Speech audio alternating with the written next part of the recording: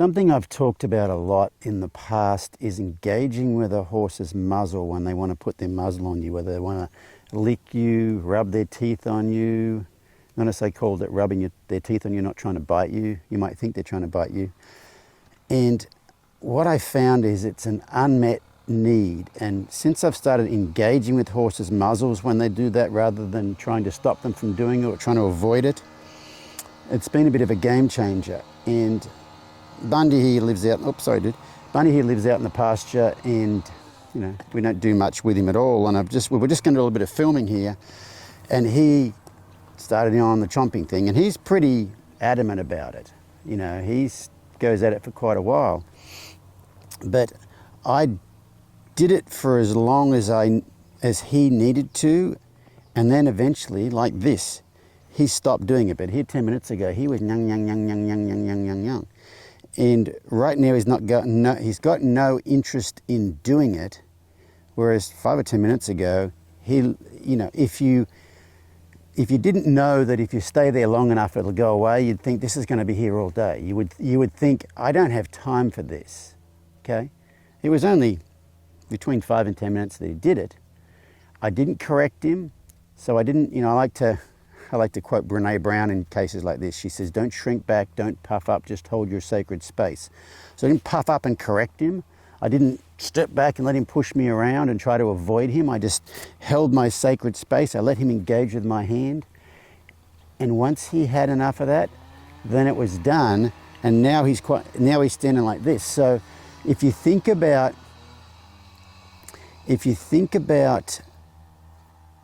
what happened was I met the need that he had, and now the need's been met. Now we're at peace here. And I remember years ago, Bundy's like 14 now, I think. I had him at the Western States Horse Expo in Pomona in LA. And I did a riding demo on him.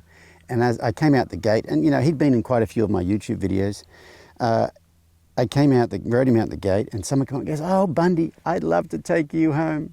And I said, he would eat you for lunch. And I don't mean he would be mean, and you know, Bundy, you know, if you think about horses, you know, herd of horses, we all tend to think it's, you know, there's a hierarchy and there's a alpha horse and yada, yada, yada. But really, in herds of horses, just like hunter-gatherer societies, the person who's the best suited for the job gets the job, okay? They do everything for the good of the whole, not for the self. And so we tend to think we do things for ourselves, and, you know, you have this dominance there in this hierarchy, whereas horses do things for the good of the whole. And one thing they will do is, if you see two horses arguing over something, a lot of times they're arguing over who's the most suited for this job, who's the best horse for this job. And try to think of interactions as a job interview. And so Bundy came over and he was rubbing his teeth on me. He was yang, yang, yang, yang, yang. And he's basically asking a question. What will you do if I do this to you? How will you respond? Are you a pushover? If you're a pushover, you're not a very good leader. But if you get mad and punch me in the head, you're not a very good leader. He tested me for long enough to he's like, oh, you're going to allow me to do this as long as I want to? Okay, well, I'm down with that.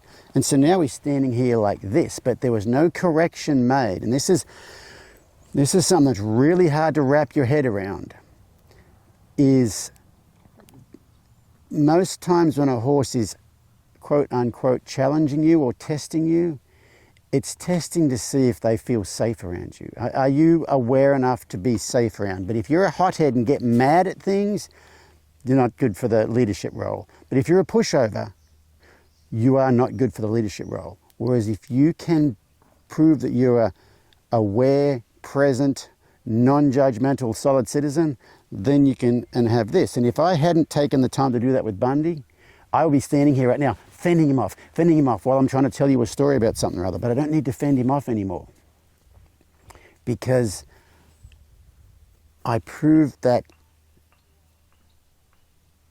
leadership role. And like I said, try not to get leadership involved in bossiness, or, you know, who's in charge, kind of like, you know, the king or the queen or the president or the prime minister or whatever the stuff we have these days.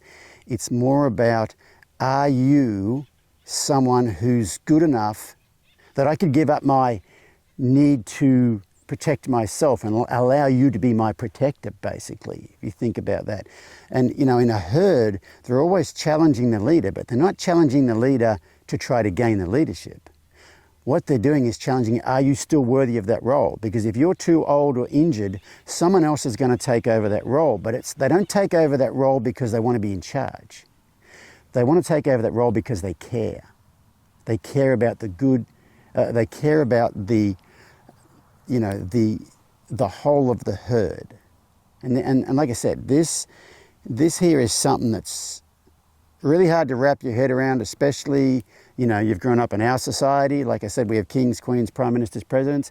And if you've grown up in our horse culture, where we have looked at domestic herds with limited resources, limited space, limited socialization, and limited food, and seen the arguments they have over those things, and then think, oh, that's how horses work, and there's a dominant, you know, we got a lot of that wrong. But this little thing right here, like Bundy's just hanging there, and like here a minute ago, he was chompy, chompy, chompy, chompy, chompy, chompy, chompy, chompy, chomp some more. And I just stayed with him, and I wasn't staying with him because I want it to go away. And that's hard to do. Like if you have that, oh yeah, I'll do this, I hope you stop soon, I hope you stop soon, I hope you stop soon. There's a different energy to that. I was like, okay, yeah, you want to engage like this? I'll engage like this. Yeah, okay, and I'll do it for as long as you need to do it. And that's something some people struggle with too, is I'll do it for as long as it takes. As long as it doesn't take too long. You know what I mean? And there's an energy to that, and that's hard to wrap your head around too. But there's an energy to, yeah, I'll do this as long as it doesn't take too long. That's a different energy than, yeah, I'm here and this is what we're doing. It's not like, well, hurry up with that because I want to go ride you or I want to do something else. It's like, this is what we're doing. So I'm present. I'm in the moment. I'm not trying to get to the next moment. And once again, that's a hard thing to wrap your head around too. But this here has been a really good example of, you know, it's like that child raising meme you see floating around social media that says, all unwanted behavior, the root of all unwanted behavior is an unmet need. If you can meet the need, the behavior goes away.